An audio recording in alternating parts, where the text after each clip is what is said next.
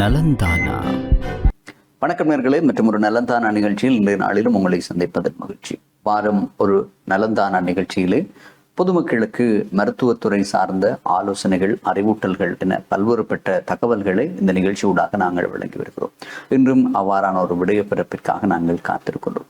இன்று எங்களோடு இந்த நிகழ்விலே இணைந்து கொள்கின்றார் பொது வைத்திய நிபுணர் வைத்தியர் எஸ். கேதீஸ்வரன் அவர்கள் இணைந்திருக்கிறார். வணக்கம் டாக்டர். வணக்கம். இன்று நாங்கள் பார்க்க போகின்ற விடயம் குறிப்பாக அஸ்மா, தொய்வு, முட்டு, இழுப்பு என்றெல்லாம் நாங்கள் எங்களுடைய பதங்களிலே பயன்படுத்துவது. இந்த நோய் பற்றியும் அதற்கான மருத்துவ முறை எவ்வாறு இருக்கிறது, ஏன் அது வருகிறது, அதை தடுப்பதற்கு என்ன வழிவகை செய்ய வேண்டும் என்று அது சார்ந்த பல்வேறுபட்ட தகவலை சுமர்ந்து இன்றைய நலந்தான நிகழ்ச்சி உங்களிடம் வர இருக்கிறது. முதலில் டாக்டர், அஸ்மா என்றால் என்ன, அது ஏன் ஏற்படுகிறது? அஸ்மா என்பது ஒரு பொதுவான மக்கள் மத்தியிலே பொதுவாக காணப்படுகின்ற சுவாச தொகுதி சம்பந்தமான நோய். இது குறிப்பாக சிறு வயதினர் தான் கூடுதலாக தாக்குகின்றது. கிட்டத்தட்ட 12.8% சிறுவர்களுக்கு இந்த அஸ்மா நோய் காணப்படுகின்றது. வளர்ந்தவரை பொறுத்தவரை ஒரு 6.6% மக்களில் இது காணப்படுகின்றது. ஆகவே பெரும்பாலான சுவாச நோய்களை பார்ப்போமா இருந்தால் இது ஒரு பொதுவான சுவாச சம்பந்தமான நோய். இதுல என்ன பிரச்சனை ஏற்படுகின்றது என்றால், சுவாச குழாய், சிறு குழாய்கள், புரோங்கஸ் மற்றது புரோங்கியோல் என்று ஆங்கிலத்தில் நினைப்பார்கள், இவற்றில் சுருக்கம் ஏற்படுகின்றது. இந்த சுருக்கத்தினால் சுவாசம் ஏற்படுவதற்கு சிரமப்படுகிறார், சுவாசிப்பதற்கு சிரமப்படுகிறார்கள். இதற்கு சுருக்கம் ஏற்படுறதுக்கு என்ன நடக்குது என்றால், நாங்கள் ஏன் சுருக்கம் ஏற்படுவது என்று பார்த்தோம் இருந்தால், இந்த சுவாச குழாயில் இருக்கிற தசைகள் சுருக்குகின்றன.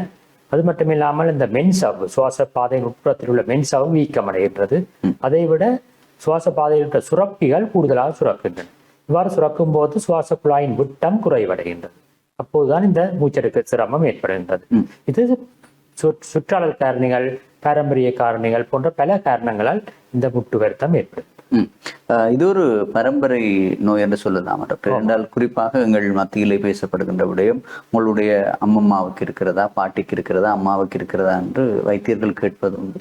அவ்வாறே அது பரம்பரையூடாக ஊடுகடத்தப்படுகிறதா, இல்லாவிட்டால் வேறு ஏதாவது காரணங்கள் அப்படி இருக்கிறதா? 2 காரணங்கள். ஒன்று, பரம்பரை காரணங்களும் முக்கியமாக செல்வாக்கு செலுத்துகின்றன. உங்களுடைய நெருங்கிய உறவர்கள், அம்மா, அப்பா, சகோதரர்களுக்கு இந்த தொய்வு வருத்தம் அல்லது எக்ஸிமா அல்லது அலர்ச்சி தன்மைகள், மூக்குல அலர்ச்சி இருக்கலாம், கண்கள் அலர்ச்சி இருக்கலாம், அப்படியான வருத்தங்கள் உள்ளவர்களுக்கு இது கூடுதலாக ஏற்படுகின்றது. அது மட்டும் காரணம் இல்லை, சுற்றாடல் காரணிகள், உதாரணமாக புகைகள், தூசுகள், வாகனங்களிலிருந்து வெளியேறும் புகை, தொழிற்சாலையிலிருந்து வெளியேறும் கழிவுகள் போன்ற பல காரணிகளால் இந்த சுவாச நோய், முட்டு நோய் ஏற்பட சாத்தியக்கூறு உள்ளது. பிறக்கும் குழந்தைக்கு கூட இது இருப்பதற்கான வாய்ப்பு இருக்கிறது, இல்லாவிட்டால் சிறிய காலங்கள் சென்ற பிறகு ஏற்படுகிறது? சிறிய குழந்தைகளுக்கும் இது ஏற்படலாம். இந்த வயது வரம்பு இல்லை, எந்த வயதிலும் ஏற்படலாம். சிறு குழந்தைகளிலிருந்து வயது வந்த முதியோர்கள் வரைக்கும் இந்த நோய் தாக்கக்கூடும். எவ்வாறு இந்த நோயை கட்டுப்படுத்துவதற்கான நடவடிக்கை? நீங்கள் ஆரம்பத்தில் குறிப்பிடும் போது இது சிறுவர்கள் தான் அதிகமாக இதிலே பாதிக்கப்படுவதாக குறிப்பிடுங்கள். ஆகவே அதை எவ்வாறு கட்டுப்படுத்த முடியும்? அதாவது முட்டு நோய் என்பது நாங்கள் முற்றாக குணப்படுத்த முடியாது. ஏற்பட்டு விட்டால் அதை நாங்கள் கட்டுப்பாட்டில் தான் வைத்திருக்க முடியும். முக்கியமாக நாங்கள் அந்த முட்டு வருத்தம் என்ற சில காரணிகளால் அது கூடுகின்றது. அந்த காரணிகள் எவை என்று பார்த்து நாங்கள் தவிர்த்துக் கொள்ள வேண்டும். முக்கியமாக இந்த வைரஸ் கிருமி தாக்கங்கள் இந்த முட்டு வருத்தத்தை கூட்டுகின்றன. உதாரணமாக இன்ஃப்ளூயன்சா, கோவிட், ரைனோ வைரஸ் போன்ற வைரஸ்கள் எமது உடலை தாக்கும் போது இந்த முட்டு வருத்தம் கூட வருகின்றது. ஆகவே இந்த முட்டு வருத்தம் உள்ளவர்கள் நாங்கள் சனக்கூட்டங்களுக்கு செல்லும் போது, நம்ம ஒரு சந்தைக்கோ இல்லை தியேட்டருக்கோ போகும்போது நாங்கள் முகக்கவசங்களை அணிய வேண்டும். அது மட்டும் இல்லாமல் அந்த கூட்டங்களை தவிர்ப்பதும் முக்கியமானது. மற்றது காய்ச்சல் உள்ள ஒருவருடன் நெருங்கி பழகுவதையும் தவிர்த்துக் கொள்ள வேண்டும். அவரை தனிமைப்படுத்தவனுக்கு வீட்டில் ஒருவர் காய்ச்சல் வந்தால் இவர்கள் அவர்களுடன் பழகாமல் இருப்பதன் மூலமாக தங்களுக்கு வருவதை தடுத்துக்கொள்ளும். அது ஒன்று. மற்றது தூசுகள் தாக்கத்தை ஏற்படுத்துகின்ற சுவாச தொகுதிகள், அதனால் முட்டு அதிகரிக்கும். அதை நாங்கள் கட்டுப்படுத்துவதற்கு பல வழிமுறைகள் உள்ளன. தூசென்று நாங்கள் சொல்லும் போது முக்கியமாக ஒரு பூச்சி ஒன்று, ஹவுஸ் டஸ்ட் மைட் என்று ஆங்கிலத்தில் அழைப்பார்கள். அந்த பூச்சி தான் வீட்டில் தூசுகள் உற்பத்தியாகிறது மெயின் காரணமாக அமைகிறது. அது கூடுதலாக ஈரழிப்பான, காற்றோட்டம் இல்லாத சூழலெல்லாம் பெறுகிறது. ஆகவே நாங்கள் வீடு ஜன்னல்களை, கதவுகளை திறந்து வைப்பதன் மூலம், சூரிய ஒளி வர விடுவதன் மூலமாகவும், காற்று நன்றாக வீசும்படி செய்வதன் மூலமாகவும் நாங்கள் இந்த தூசின் அளவை குறைத்துக் கொள்ளலாம். அது மட்டும் இல்லாமல் நாங்கள் வீடுகளில் அலுமாரிகளை, புத்த அலுமாரிகள், துணி அலுமாரிகள் மற்ற தளவாடங்களை படுக்கை அறையில் அதிகமாக வைத்திருக்க கூடாது. அதுக்கே காற்றோட்டமாக சுத்தமாக இருப்பது நல்லது. அதை விட நாங்கள் நிலத்தை ஒவ்வொரு நாளும் கூட்டி ஒவ்வொரு கிழமைக்கு ஒருக்காவது மொப் பண்ணி தலையணி உரைகள் படுக்கை விரிப்புகளை தோய்த்து காய விடுவதன் மூலமாக இந்த ஹவுஸ் டஸ்ட் மைட் இல்லை தூசு உற்பத்தும் கிருமியை குறைத்து கொள்ள முடியும். இது ஒரு வழி. வேறு வழிகளும் உள்ளன. உதாரணமாக புகைப்பிடித்தல், அதை முற்றாக தவிர்க்கும். வீட்டில் உள்ள எல்லாரும் புகைப்பிடிக்கக்கூடாது. புகைப்பிடிப்பவருக்கு மட்டுமில்லாமல் அது மனைவி பிள்ளைகள் எல்லோரையும் அந்த புகைப்பிடிக்கும் பழக்கம் தாக்குகின்றது. வீட்டினுள் புகைப்பிடித்தலை முற்றாக தவிர்க்க வேண்டும். அது மட்டும் இல்லாமல் நாங்கள் சிலவளை விறகு அடுப்புகளை பயன்படுத்துகின்றோம். இந்த விறகு அடுப்பிலிருந்து பெறும் புகை கூட இந்த முட்டு நோயை அதிகரிக்கக்கூடிய சாத்தியக்கூறு உள்ளது. அதை விட நுழம்பு திரி புகையை வழிவிடுகின்றது. நாங்கள் ஒரு இரவுல ஒரு நுழம்பு திரியை கொளுத்தினால் அது கிட்டத்தட்ட 70 சிகரெட்களை குடிப்பதற்கு சமனாகும். இதுகளை நாங்கள் குடும்பமாக தவிர்க்க வேண்டும். இதை விட நாங்கள் முக்கியமாக உணவுப் பொருட்களை பொறுத்த வரைக்கும் குளிரான பானங்களை அது அருந்துவதை தவிர்க்க வேண்டும். ஆக கூடுதலான இனிப்புள்ள கொழுப்புள்ள உணவுகளை பயன்படுத்துவதை குறைப்பதன் மூலமாகவும் இந்த முட்டையை ஓரளவு கட்டுப்படுத்த முடியும். அதை விட நாங்கள் மருந்துகளை கிரமமாக பயன்படுத்துவதன் மூலம் கட்டுப்பாட்டில் வைத்திருக்க முடியும். இந்த நோய்க்கான அறிகுறி எப்படி இருக்கும் டாக்டர்? ஆரம்பம், அதே போன்று இடைநிலை பருவம், அதே போன்று இது அதிகமாக இருந்தால் எப்படியான அறிகுறிகளோடு இது மாற்றத்தை காண முடியும்? ஆரம்ப அறிகுறிகளாக முக்கியமாக அவர்களுக்கு ஒரு இருமல் ஏற்படும், வறட்டு இருமல் ஏற்படும். இந்த கொஃபேரியன் அஸ்மான்னு சொல்வார்கள். இதை விட மூச்சு திணறல் ஏற்படலாம். அதை விட வீசிங் அல்லது மூச்சு விடும்போது சத்தம் ஏற்படலாம். இதை விட அவர்கள் நெஞ்சில் இறுக்கத்தன்மை ஏற்படலாம். இதை விட சளி உற்பத்தி அதிகமாக இருக்கலாம். இந்த 4 குறிகளும் ஆரம்ப நிலையில் காணப்படும். இதை விட காலம் அவர்களுக்கு ஆரம்பத்தில் இடக்கிட வந்துட்டு போகும். அது எக்ஸாசபேஷன் ரெமிஷன் சொல்வாரு. எக்ஸாசபேஷன் வரும்போது முட்டு கூடுதலாக இருக்கும். ரெமிஷனுக்கு போகும்போது அறிகுறிகள் இல்லாமலே இருக்கும். அவ்வாறு இடக்கிட வந்து போகும். நாங்கள் சரியாக கவனித்து ட்ரீட்மெண்ட் எடுக்காட்டி இதற்கு அடுத்தபடியாக நிலைக்கு போய்விடுவார். அதாவது அவர்களுக்கு கிட்டத்தட்ட கிழமைக்கு 2 தரத்துக்கு மேல சிம்டம்ஸ் இருக்கும். இரவுல ஒரு நாளைக்காவது கிழமையில எழும்ப வேண்டி வரும். அப்படியான இருந்தால் இடைநிலை தாக்கங்கள். அப்படி போய் முற்று நிலையில ஒவ்வொரு நாளும் கண்டினியூஸா இதற்கு முட்டு தாக்கம் ஏற்படும். ஆகவே இந்த நிலையை ஆரம்பத்திலே கண்டு ட்ரீட்மெண்ட் எடுப்பதன் மூலமாக முற்று நிலைக்கு போவதை தடுக்க முடியும். நலந்தானா நிகழ்ச்சியோடு இணைந்திருக்கின்றோம். இன்றைய நலந்தானா நிகழ்ச்சியில் முற்றுநோய் தொடர்பான விடயங்களை பகிர்ந்து கொண்டிருக்கிறோம். இன்றைய இந்த நிகழ்விலே கலந்து சிறப்பித்துக் கொண்டிருக்கின்றார் பொது வைத்திய நிபுணர் S.K. ஈஸ்வரன் அவர்கள். விளம்பர இடைவெளி கொண்டு எடுத்துவிட்டு மீண்டும் நாங்கள் இணைந்திருப்போம்.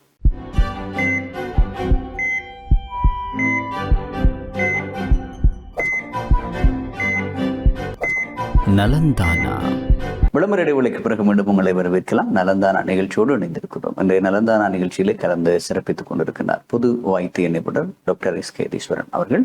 அஸ்துமா தொடர்பாக நாங்கள் பேசிக் கொண்டிருக்கிறோம். குறிப்பாக டாக்டர், இது ஆரம்பம், இடைநிலை, அதிகரித்த பருவம் என்று இடைவெளிக்கு முன்பு நாங்கள் பேசியிருந்தோம்.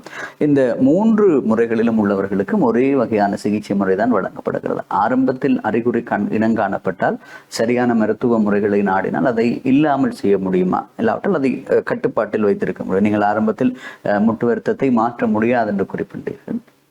அதாவது நாங்கள் எடுத்துக்கொண்டோம்னா வேற இளம் வயதில் ஏற்படும், சிறு குழந்தைகள் ஏற்படும், சிறுவர்கள் ஏற்படும் முட்டானது வயது போகும்போது வாலிப பருவத்தை அடையும் போது ஒரு கணிசமான அளவிற்கு குறைவடையும். ஆனால் வளர்ந்தவர்களுக்கு ஏற்படும் முட்டை முற்றாக மாற்றுவது சிரமம். அவர்களை ஆரம்ப அறிகுறிகளுடன் அவர்களுக்கு முறையான சிகிச்சை வழங்குவதன் மூலமாக மேலும் அது மோசமாகாமல் தடுத்துக்கொள்ளும். இதற்குரிய பல சிகிச்சை முறைகள் உள்ளன. ஆரம்ப நிலையில் நாங்கள் இந்த இன்ஹேலர் என்ற ஒரு கருவியை பயன்படுத்துகிறோம். இது உதாரணமாக இந்த கருவி இன்ஹேலர், உச்சுவாச கருவி. இதுல நாங்கள் 2 விதமான கருவிகள் உள்ளன. ஒன்று நீல நிற மூடி போட்டது. இது ரிலீவர் என்று சொல்றது, அதாவது நிவாரணி. முட்டு வரும்போது இதை அடித்தால் முட்டு சுவாச குழாய் விரிவடை செய்வதன் மூலமாக இது முட்டை குறைக்கும் அந்த நேரத்தில் மட்டும். இதை விட இதை பயன்படுத்துவதால் பக்க விளைவுகள் இல்லாமல் எதிர்காலத்தில் வேறு விளைவுகள் வரும் என்ற சில கருத்துக்களும் சொல்வார்கள். அப்படி இருக்கிறது இல்லை. அதாவது நீங்கள் பார்த்தீங்கள் என்றால் சல்பியூட்டமோல் என்ற ரிலீவர், அதாவது நிவாரணி மருந்தை பயன்படுத்துவதன் மூலம் நாங்கள் குளுசை மூலமாக பயன்படுத்தினால் கிட்டத்தட்ட 4 மில்லிகிராம் குளுசை அளவு, அதுல 4000 மைக்ரோகிராம் சல்பியூட்டமோல் உள்ளது. ஆனா இந்த இன்ஹேலர்ல 200 ஒரு தரம் அமர்த்தினால் 200 மைக்ரோகிராம் தான் வருகிறது. ஆகவே 20 மடங்கு குறைவான அளவு மருந்தை தான் நீங்கள் உள்ளெடுக்கிறீர்கள் இன்ஹேலர். இன்ஹேலரால் பாவித்தால் நாங்கள் லங்ஸுக்குள்ள டிரெக்டா நேரடியாக மருந்து சென்று குணப்படுத்துவதால் சிறிய அளவான மருந்தே காணும். அதோடைய சைட் எஃபெக்ட் சரியான குறை. நீங்கள் சல்பியூட்டமோல் வில்லையொன்று எடுத்தால் உங்களுக்கு நடுக்கம், பேர்த்தல் போன்ற பல அறிகுறிகள் ஏற்படும். இதை நாங்கள் இன்ஹேலர் மூலம் எடுப்பதன் மூலம் இந்த அறிகுறிகள் சரியான குறை. ஆகவே மக்கள் மத்தியில் தப்ப அபிப்பிராயம் உள்ளது இந்த இன்ஹேலரை பற்றி தீங்கானது, அடிமையாகி விடுவோம், பழக்கத்துக்கு வந்துவிடும், விட முடியாது போன்ற பல தவறான கருத்துக்கள் இல்லைன்னா அவை தவறானவை. இது ஒரு மருந்து, இது அடிக்டிவ் சப்ஸ்டன்ஸ் இல்லை, அதாவது அடிமையாக்கும் தன்மை இதில் காணப்படுது. ஆகவே இதை பயப்படாமல் பயன்படுத்திக் கொள்ளும். இதை விட பிரிவென்டர் என்று சொல்லப்படும் வருமுன் காக்கும் மருந்துகள் உள்ளன. அது ஸ்டீராய்ட்ஸ் என்று அழைக்கப்படுகின்றன. இன்ஹேல் கொடுக்கும் இதே மாதிரியான ஊதா கலர் அல்லது பிரவுன் கலர் மூடியோல காணப்படும் இந்த இன்ஹேலர். அதை நாங்கள் கிரமமாக பயன்படுத்தவும். இது முட்டு வரும்போது பயன்படுத்தணும். அத்தகைய பிரிவென்டர் மருந்துகளை ஒவ்வொரு நாளும் காலமே பின்னரும் கட்டாயம் அடிக்க வேண்டும். இது அடிக்கும் விதம் நீங்கள் கட்டாயம் தெரிஞ்சு கொள்ள வேண்டும். அதாவது முதல்ல நாங்கள் இதை நீங்கள் தனியாக பயன்படுத்துவதாக இருந்தால் இதை முதலில் நாங்கள் குளுக்க வேண்டும். அதன் பின் இந்த மூடியை கலட்டி வாய்க்குள் நன்றாக பொருந்தும்படி போட்டு நன்றாக மூச்சை வலிய விட்டு மூச்சு எடுக்கும் போது இதை அமர்த்தவும். இந்த கனிஸ்டர் இதை அமர்த்தினால் இதுக்குள்ளே இருக்கிற மருந்து வெளியில வரும், ஒரே நுரையீரலுக்குள்ள போகும். இதை நீங்க ஒரே நேரத்துல செய்யணும், அமர்த்தி கொண்டு மூச்சு எடுக்கும், அப்பதான் போகும். அது மட்டும் இல்லாமல் ஒரு 10 செகண்டுக்கு மூச்சை பிடிச்சு வச்சிருக்கும். அதன் போது உங்களுக்கு சுவாச குழாய்க்குள் நன்றாக போய் படிவடை. இந்த கோஆர்டினேஷன் சிறு குழந்தைகளுக்கும் வயதிவர்களுக்கும் மிகவும் சிரமமான, ஒரே நேரத்தில் அமர்த்துவது சிரமம்.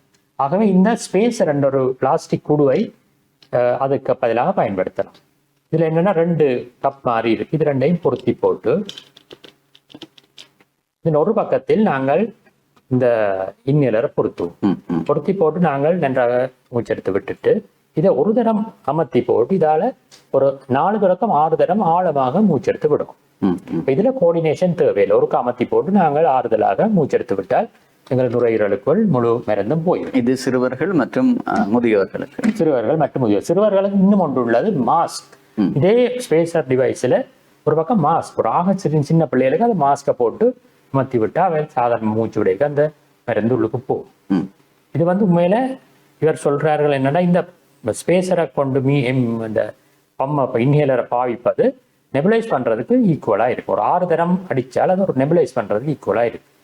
அவை சிறப்பான கருவிகள். இதுதான் உலகம் முழுக்க பயன்படுத்தப்படும் இன்ஹேலரும் ஸ்பேசரும். ஏனைய மருத்துவ முறைகள் எவ்வாறு இருக்கிறது? அதாவது முற்றின நிலையில் வேறு மருந்துகளும் உள்ளன. சில மருந்துகள் பயன்படுத்தப்படுகிற குடிக்கிற மருந்துகள், அதாவது பிரிட்னிசோலோன் மருந்து உள்ளது. இது முற்றிய நிலையில் பயன்படுது, அது நெடுக பயன்படுத்தக்கூடாது. பிரிட்னிசோலோனால பல சைட் எஃபெக்ட் உள்ளன. டயபெட்டிஸ், பிரஷர், எலும்பு உருகி போதல், தசைகள் பலமிழத்தல் போன்ற பல சைட் எஃபெக்ட் உள்ளன.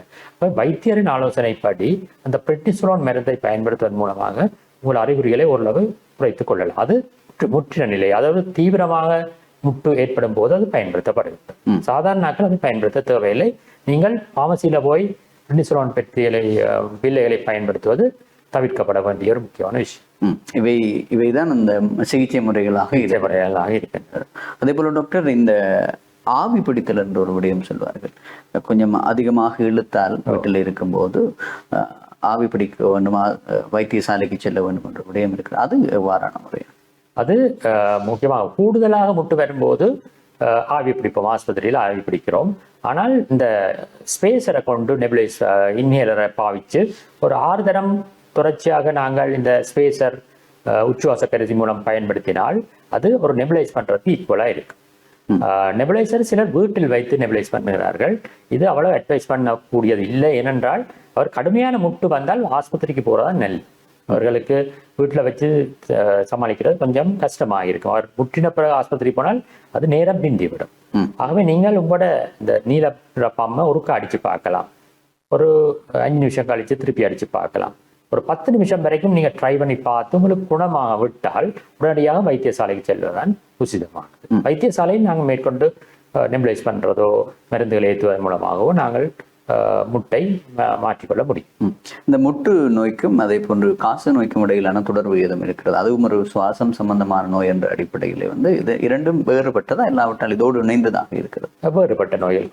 கசம் என்னப்படும் காச நோய் ஒரு பாக்டீரியாவால் ஏற்படுகிறது. மைக்ரோபாக்டீரியம் டியூபர்குலோசிஸ் என்ற ஒரு பாக்டீரியாவால் ஏற்படுகின்றது. இதனால் இது மற்ற ஒருவரிலிருந்து ஒருவருக்கு தொற்றி பரவக்கூடிய வருத்தம். இதிலும் மூச்சு திணறல், இழுப்பு போன்ற அறிகுறிகள் காணப்பட்டாலும் இது அஸ்மா இல்லை. ஆனா அஸ்மாக்களுக்கும் டியூபர்குலோசிஸ் அல்லது காசநோய் ஏற்படும். காசநோய் ஏற்பட்ட பின்பு சிலருக்கு bronchiectasis என்ற ஒரு வருத்தம் ஏற்படுகின்றது. அதாவது சுவாச குழாய்கள் டேமேஜ் ஆகி விரிவடைந்து விடுகின்றன. இவ்வாறு விரிவடைந்தவர்கள் தொடர்ச்சியாக அவர்கள் இருமல், சளி, மூச்செடுக்க சிரமம் என்பன காணப்படும். அது bronchiectasis. அப்படி bronchiectasis உள்ளவர்களுக்கு அது அலர்ச்சிகள் ஏற்படுவதால் அவர்களுக்கும் சுவாச குழாய் சுருக்கம் ஏற்படும். ஆகவே அவர்களுக்கும் முட்டு போன்ற அறிகுறிகள் காணப்படும். இதற்கும் காலநிலை மாற்றத்திற்கும் இடையிலான தொடர்பு எதுவும் இருக்கிறதா? ஏனென்றால் எங்கள் மத்தியிலே நாங்கள் அவதானித்திருப்போம், மழை காலம் அதே போன்று பனி அதிகரித்த காலங்களிலே இந்த நோயினுடைய தாக்கத்திற்கு முதியவர்கள் தொடக்கம் சிறுவர்கள் அதிகமாக ஆட்கொள்வது வழக்கமாக இருக்கிறது. ஆனால் வறண்ட காலநிலையிலே அது மிக குறைவாக இருக்கிறது. அதுக்கும் என்ன தொடர்பு இருக்கிறது? அதாவது இந்த குளிர்காலம், அதாவது மாரி காலம், டிசம்பர், நவம்பர், டிசம்பர், குளிர்காலம், ஜனவரி, பிப்ரவரி காலங்களில் குளிர்தன்மையான நேரத்தில் குளிர் காற்று எங்கள் சுவாச குழாயில சுருங்கப்பட்டுங்கிறது. குளிர் ஒரு சுவாச குழாய் சுருங்கப்படுத்தும் ஒரு காரணம். ஆகவே அது மட்டும் இல்லாமல் இந்த வைரஸ் கிருமிகள் குளிர்காலத்தில் மேரி காலத்தில் தான் கூடுதலாக பரவுகின்றன. ஆகவே அஸ்மா நோயாளிகளுக்கும் இந்த அஸ்மா கூடுதலான தாக்கம் இந்த குளிர் மாரி காலங்களில் ஏற்படும். ஆகவே இதை சீசனல் அஸ்மான்னு சொல்ல, சிலருக்கு அந்த காலத்துல மட்டும்தான் அஸ்மா இருக்கு, அவர்கள் சீசனல் அஸ்மான்னு சொல்வார்கள். அவர்களுக்கு இந்த இன்ஹேலரை, உச்சுவாச கருவிகளை அந்த பீரியட்ல மட்டுமாவது பயன்படுத்துவது போதுமானதாக இருக்கு. நலந்தானா நிகழ்ச்சியோடு இணைந்திருக்கின்றோம். விளம்பர இடைவெளிக்கு பிறகு மீண்டும் உங்களை சந்திப்போம்.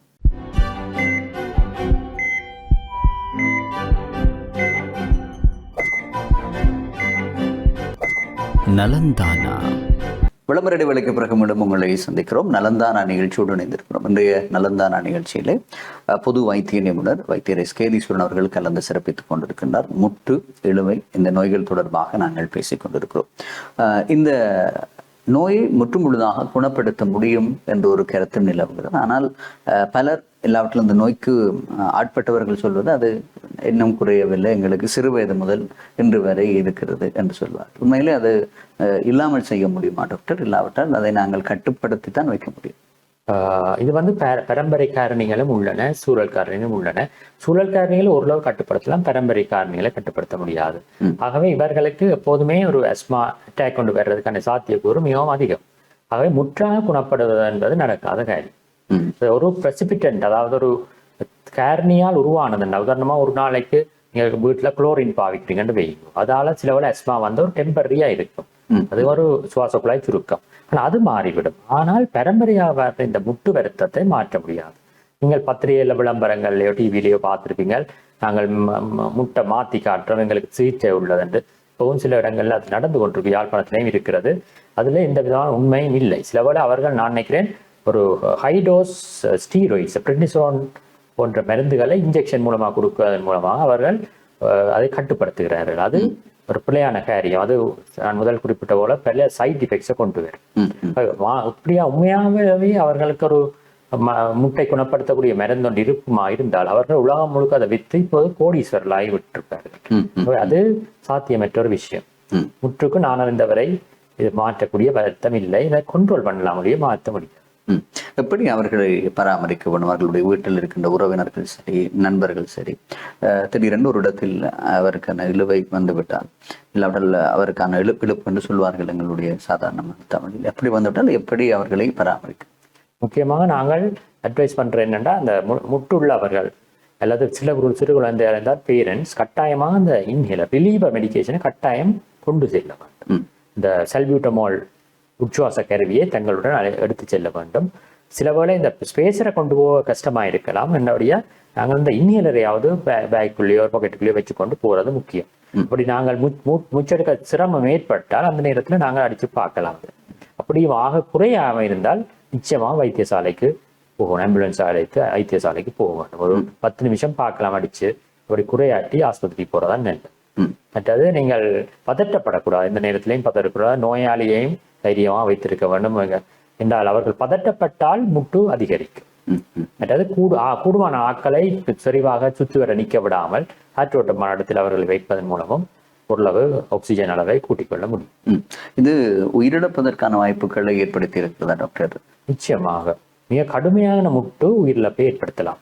அவர்களுக்கு கடுமையான முட்டு ஏற்படும் போது சில வேளை செயற்கை சுவாசம் வழங்கக்கூடிய நிலைமை, ஐசியூல வச்சு பராமரிக்கக்கூடிய நிலைமைகளும் ஏற்படும். இந்த நிலைமைகள் ஏற்படாமல் நாங்கள் இந்த இன்ஹேலர் ப்ரிவென்ட் மெடிசின்ஸை ஒழுங்காக பயன்படுத்த வேண்டும். இதை மட்டும் இல்லாமல் நீங்கள் முட்டன் எடுத்தீங்கன்னா ஆரம்பத்தில் இது ஒரு கூடி குறையும் பெருத்தமாக இருந்தாலும் நாட்பட்ட ரீதியில் இது குறைய முடியாமல் தொடர்ச்சியாக இருக்கும் ஒரு முட்டாக மாறிவிடும். அதாவது இந்த சுவாச குழாயில் நிரந்தரமாக சுருங்கக்கூடிய சாத்தியக்கூறு உள்ளது. ஆகவே இந்த மருந்துகளை ஒழுங்காக பயன்படுத்துவதன் மூலமாக இத்தகைய துர்ப்பாக்கிய நிலைக்கு போகாமல் தடுத்துக்கொள்ளும். இது குறிப்பாக சுவாச குழாயில் ஏற்படுகின்ற பிரச்சனை தான், அதனுடைய சுருக்கம், அதனுடைய தளர்வு தான் இதற்கு பிரதான காரணமாக இருக்கிறது சொல்லுது. இந்த வயது வந்தவர்கள் குறிப்பாக நீங்கள் சொன்னது போல சொல்லுகின்ற இந்த மருத்துவ முறைகளை எல்லாம் இளையவர்கள், இளைஞர்கள் அதை பயன்படுத்திக் கொள்ள முடியும். வயது வந்தவர்கள் இவ்வாறான மருத்துவ முறைகளை பயன்படுத்திக் கொள்ள முடியுமா? அவர்களை எவ்வாறு நாங்கள் அக்கறை எடுத்துக்கொள்ள வேண்டும்? நிச்சயமாக அவர்கள் இந்த ஸ்பேசர் பயன்படுத்தலாம். அவர்கள் அதுலேயும் அவர்களுக்கு இந்த உச்சுவாச கருவியை அழுத்துவதில் கொஞ்சம் சிரமம் ஏற்படும். அவை வீட்டில் உள்ளவர்கள் அவர்களுக்கு நிச்சயமா உதவி செய்ய வேண்டும். அவர்களை இந்த ஸ்பேசரை பிடிக்க சொல்லி போட்டு இதை நாங்கள் வாய்க்கிட்ட பிடிச்சு கொண்டு இந்த கருவியை அமர்த்துறதுல அவர்களுக்கு சிரமம் ஏற்படும். ஆகவே நீங்கள் அமர்த்தி கொடுத்து போட்டு அவரை மூச்சு விடலாம். ஆக கஷ்டமான ஆக்கள் இப்ப மூச்சு விட இதுக்குள்ள வாய் வச்சு மூச்சு விட இயலாத வயதிபர்கள் என்றால் ஒரு மாஸ்க் இருக்கு, இதுக்கண்டே வார மாஸ்க் இருக்கு, இதை இதுல பொருத்தி போட்டு அதை இப்படி பிடிச்சால் அவர் சாதாரணமா மூச்சு விடைக்கு இந்த மருந்து உட்கொள்ளக்கூடியதா இருக்கு. அவர்களும் இந்த காலநிலை மாற்றங்கள் தொடர்பிலே அவதானம் எல்லா காரணிகள், நான் முன் குறிப்பிட்ட காரணிகள் எல்லாம் சம்பந்தமாகவும் அவர்கள் அவதானமா இருக்கும். இந்த நோயானது கட்டுப்பாட்டில் இருக்கிறதா இல்லையா என்பதை நாங்கள் வீட்டிலிருந்தே பரிசோதனை செய்து கொள்ள முடியுமா? ஆமா, முக்கியமா அறிகுறிகளை பார்த்து கொள்ளலாம். எங்களுடைய மூச்செடுக்க கஷ்டம், இருமல், சளி என்பதை பார்த்து கொள்ளலாம். அதை விட இந்த பீக் ஃப்ளோ மீட்டர் என்ற ஒரு உபகரணம் உள்ளது. இது ஒவ்வொரு நோயாளியும் வீட்டுல வச்சிருந்தா நல்ல, எவ்வளவு விலை இல்லை. இது என்ன செய்யணும்னா, நீங்கள் சாதாரண நிலையில நல்லா மூச்சை உள்ளுக்கு எடுத்து போட்டு இதை வாய்க்குள்ள நல்லா பொருந்தும்படி பொருத்தி கொண்டு வேகமாகவும் உங்களை முடிய வரைக்கும் வேகமாக மூச்சை வெளியில விடணும். இந்த கருவி கூட வெளியில விடணும். அப்போது நீங்க பாத்தீங்கன்னா இந்த இது மேல வரும். மேல வந்ததுண்டா இந்த அளவை காட்டுது, லீட்டர் பர் மினிட்ல எவ்வளவு ஏர் காத்து வெளியில வர்றதை காட்டும். இது உண்மையில 400 விட கூட இருக்கும் நார்மல் ஆட்களுக்கு. இது நீங்கள் குறைஞ்சுதென்றால் உங்களுக்கு அஸ்மா அட்டாக் கொண்டு வர போகிறது முன்கூட்டியே அறிந்து கொள்ளணும். அதுபோல அஸ்மா அட்டாக் வந்த பிறகு ட்ரீட்மெண்ட் ரெஸ்பான்ஸ் பண்ணதோ இல்லையோன்னு பார்க்கவும் இந்த கருவியை பயன்படுத்திக் கொள்ளும். ஒவ்வொருத்தரும் தனிப்பட்ட முறையில பாவிக்கணும். ஏன்னா இது கோவிட்க்கு பிறகு நிச்சயமாக ஒவ்வொருத்தரும் தனித்தனியா பயன்படுத்த வேண்டும். கோவிட் நோயினுடைய காலப்பகுதியை பார்த்திருந்தோம். அந்த காலப்பகுதியிலும் இவ்வாறான பாதிப்புகள் அதிகமாக இருக்குமா? கோவிட் வைரஸினுடைய பரவலோடு இந்த நோயின் தாக்கமும் அதிகமாக இருந்திருக்கு. ஆமா, நாங்கள் போன முறை எங்களை கோவிட் பெண்டமிக் வரைக்கும் அஸ்மா நோயாளர்களும் மிக கடுமையாக பாதிக்கப்பட்டார்கள். சில நோயாளர்களை நாங்கள் முன்னிலைப்படுத்தி இருந்தோம், இவர்களுக்கு இது வேக்சின் கட்டாயம் போடணும் என்று சொல்லி. அதுல அஸ்மாவும் ஒரு முக்கியமான காரணம். Diabetes, renal disease, heart disease, அதோட அஸ்மாவும் ஒரு முக்கியமான நோய். இந்த கோவிடால பாதிக்கப்பட்ட நோய். அது ஒரு சுவாசம் சம்பந்தமான நோயாகத்தான் இருக்கிறது. கோவிட்டும் அவ்வாறு தான் இருந்தது.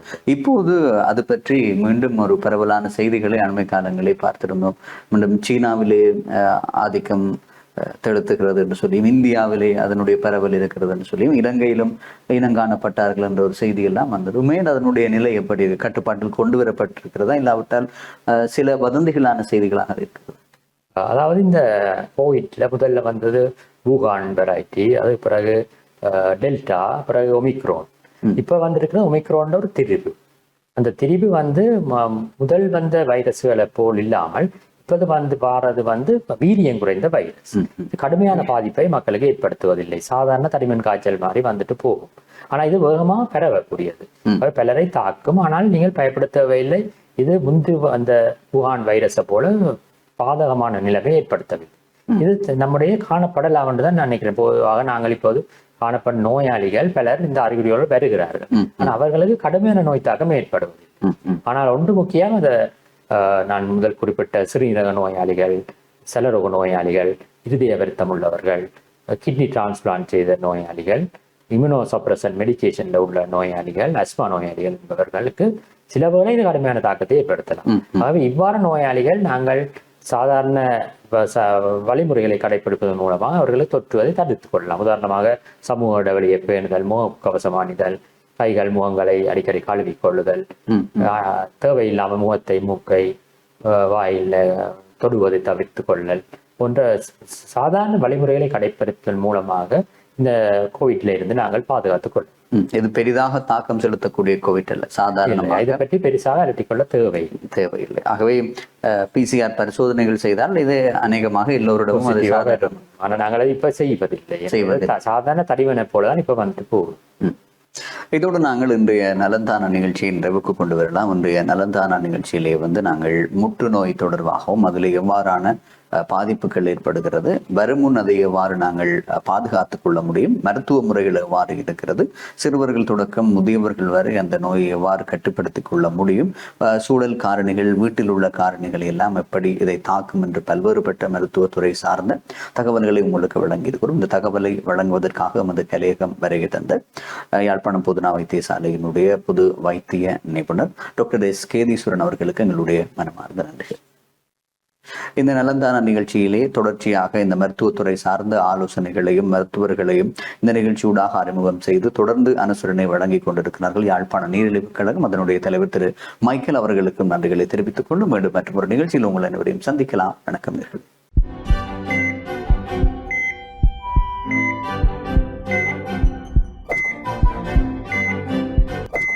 நலந்தானா.